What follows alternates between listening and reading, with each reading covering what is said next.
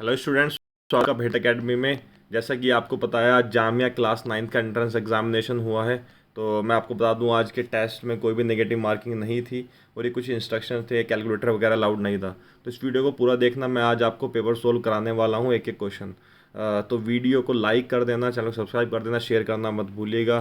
चलिए स्टार्ट करते हैं वीडियो। सबसे पहला क्वेश्चन आपको दिया गया है साइंस का। तो ये किसी बच्चे का है जो इसमें मार्किंग की हुई है। ये आंसर नहीं है, मैं आपको बता दूंगा कि किसका आंसर सही होने वाला है, कौन सा गलत होने वाला है। ठीक है, तो यहाँ पर सेपरेशन ऑफ ग्रेन्स के बारे में बात की गई है। Separation of grains and chaff winnowing के थ्रू होती है। करेक्ट आंसर है ये इसका first. Which organism causes AIDS, कौन सा ऑर्गेनिज्म एड्स करता है। ठीक है, वायरस होता है इसमें। थर्ड होता है मस्कुलर फोर्स को हम कॉन्टैक्ट फोर्स भी बोलते हैं। थर्ड का ए आंसर सही है। अब हम बात करते हैं चौथा, वैक्सीन जो है किससे बनी होती है। वीक और डेड माइक्रो ऑर्गेनिज्म से, ये भी सही है। एग्जाम्पल फॉसिल फ्यूल का कोल होता है। ठीक है, एनिमल वेस्ट नहीं होता। नेक्स्ट हम चलते हैं इसमें, name the scientist who discovered fermentation. Fermentation किसने डिस्कवर किया था? लुइस पास्चर ने। एक करेक्ट आंसर है। नेक्स्ट है which type of cell in the eye sensitive to dim light. Dim light के लिए कौन से सेल सेंसिटिव होते हैं? तो रोड सेल्स करेक्ट आंसर है।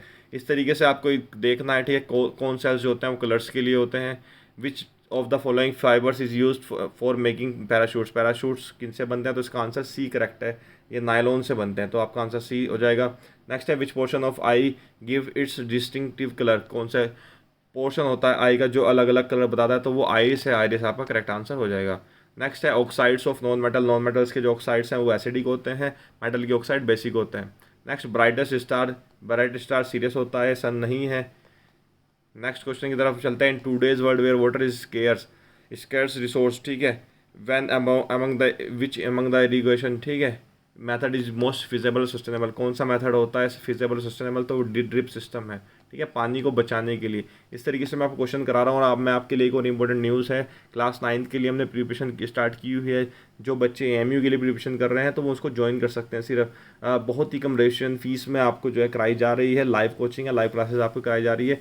तो आप व्हाट्सएप कर सकते हैं, या हमारे इंस्टाग्राम पर आप फॉलो कर लीजिए भेट एकेडमी में, वहाँ पर आपको सब डिटेल्स मिल जाएगी। नेक्स्ट है purest form of carbon. Carbon की प्योरेस्ट फॉर्म क्या होती है? प्योरेस्ट फॉर्म तो डायमंड होती है, लेकिन अगर वो नहीं ऑप्शन दिया हुआ तो कोक इसका आंसर है।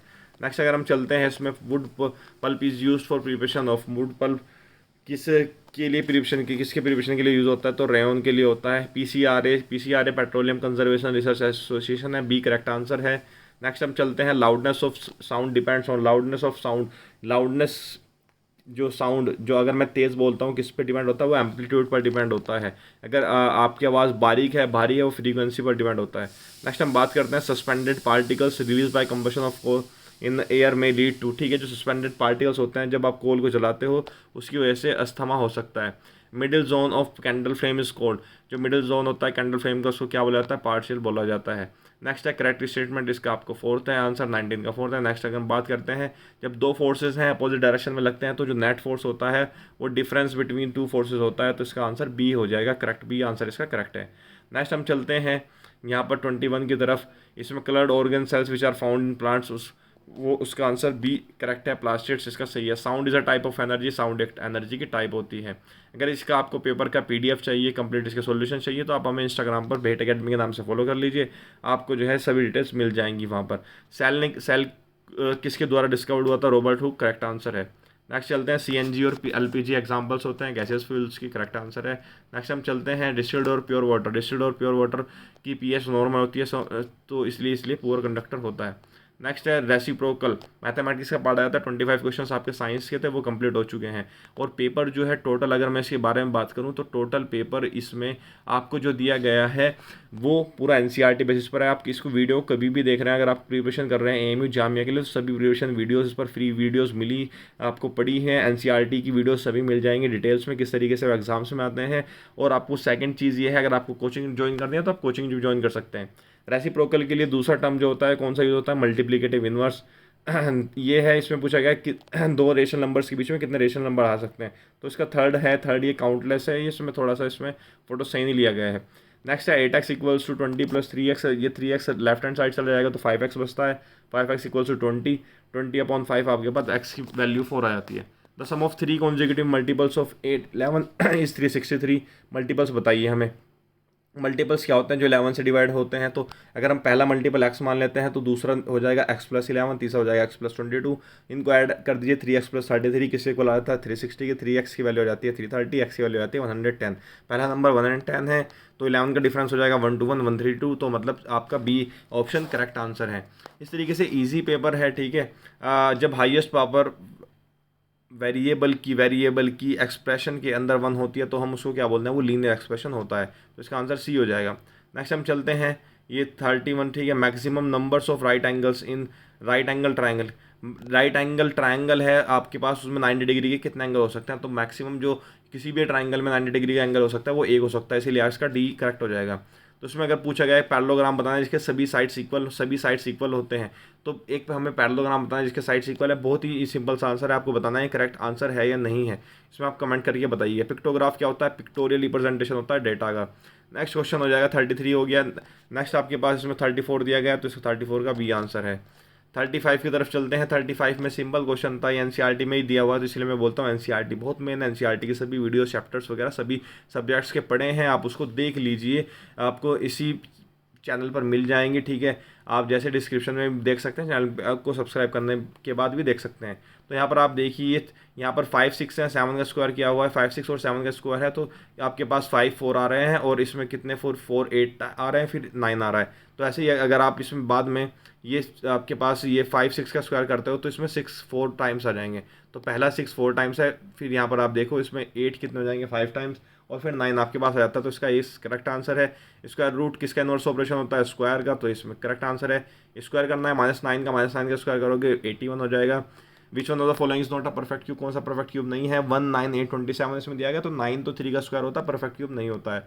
नंबर ऑफ डिजिट्स बतानी है आपको, cube root of 6 digit number में। 6 डिजिट नंबर की अगर आप बात करो, इसमें 100 का आप स्क्वायर क्यूब करते हो तो कितनी जीरोज आती हैं।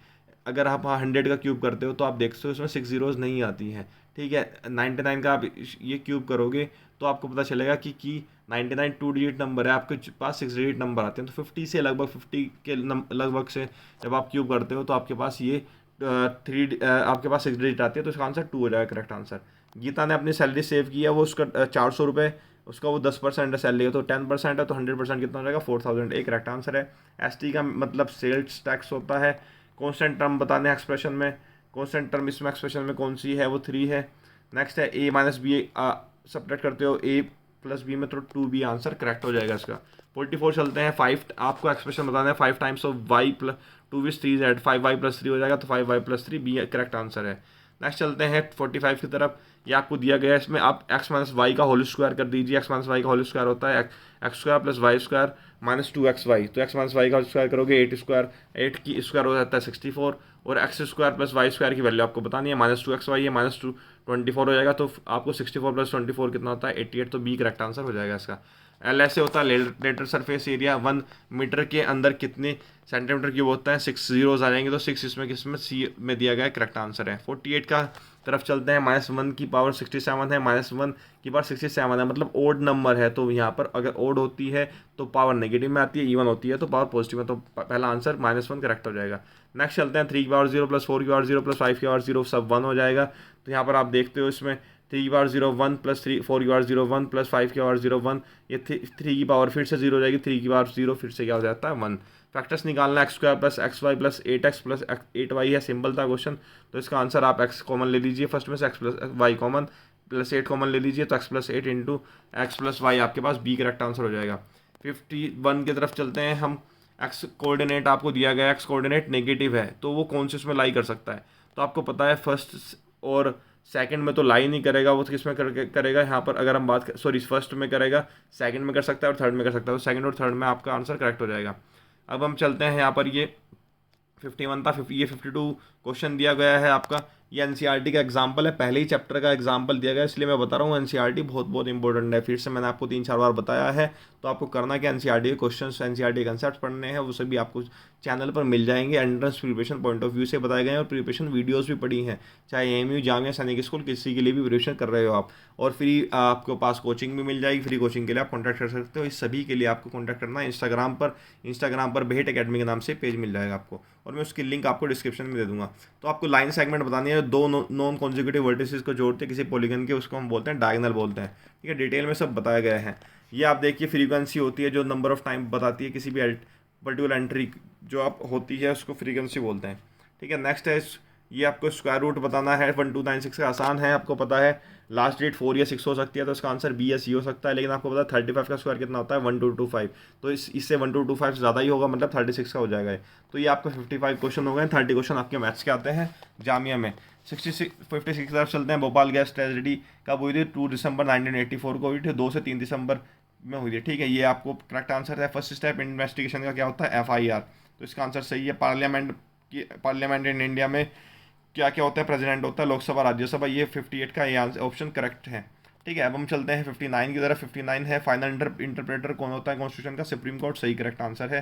60 की तरफ चलते हैं। डेमोक्रेसी का मतलब क्या होता है? Rules of nation, rules of people. अरे ये आप देख सकते हैं इसमें किसका रूल है डेमोक्रेसी में? इंपॉर्टेंट क्वेश्चन, इंपॉर्टेंट और इजी, बहुत आसान क्वेश्चन था। आप इसको कमेंट कीजिए कि इसका ऑप्शन आंसर सही है गलत है। फंडामेंटल राइट कौन सा नहीं होता? Right to property, right to property हटा दिया गया था, इसीलिए 61 का सी हो जाएगा। 62 की तरफ चलते हैं। Osaka in Japan, Mumbai in India. NCERT का ज्योग्राफी का चैप्टर नंबर 6 है, उसकी स्टेटमेंट दी हुई है, तो सारे क्वेश्चंस वो ही हैं। तो इसका ये डेंसली पॉपुलेटेड एरियाज है, इसका रीज़न क्या है? क्योंकि वहाँ पर जो है लार्ज एम्प्लॉयमेंट प्रॉपर्टी अपॉर्चुनिटीज़ हैं, इसलिए है। ठीक है, नेक्स्ट हम बात करते हैं इसमें लार्जेस्ट प्रोड्यूसर कौन होता है कॉफ़ी का? ब्राज़ील है, सही आंसर है। इसमें से कौन फेवर नहीं होगा नेचर को बचाने के लिए? अगर आप पॉलीपैक्स जो है शॉपिंग के बाद डिस्पोज कर दोगे तो वो आपके पास नहीं होगा इसमें, तो ये ऑप्शन सही हो जाएगा। Popular eco friendly automobile fuel कौन सा होता है? CNG, कंप्रेस्ड नेचुरल गैस, जो कि दिल्ली में यूज़ होते हैं। बैकबोन मॉडर्न इंडस्ट्री का किसको कहा जाता है? स्टील को कहा जाता है। नेक्स्ट है बैंकिंग और इंश्योरेंस, गुड एग्जांपल्स होता है प्राइमरी एक्टिविटीज़ के लिए। तो ये 67 क्वेश्चन हो गया है। आर्किटेक्ट जिसने न्यू दिल्ली को डिज़ाइन किया था एडवर्ड ल्यूटिन्स थे, तो यहाँ पर आप देख सकते हैं करेक्ट आंसर इसमें दिया गया है। लॉर्ड डलहौजी ने कौन सी थ्योरी इम्प्लीमेंट की थी? Doctrine of lamps. ठीक है, अगर किसी राजा रानी के बच्चा नहीं होता था, लड़का नहीं होता था, तो उनकी से जो सारी सल्तनत थी वो किसके पास चली जाती थी? अंग्रेज़ों के पास। टीपू सुल्तान 4th वॉर में जो है डेथ हुई थी टीपू सुल्तान की। फ्लावर्स के फेस्टिवल्स को गुलफ्रोशा बोला जाता है। 72 वुड डिस्पैच एजुकेशन पॉलिसी थी, वो 1854 में इंट्रोड्यूस हुई थी।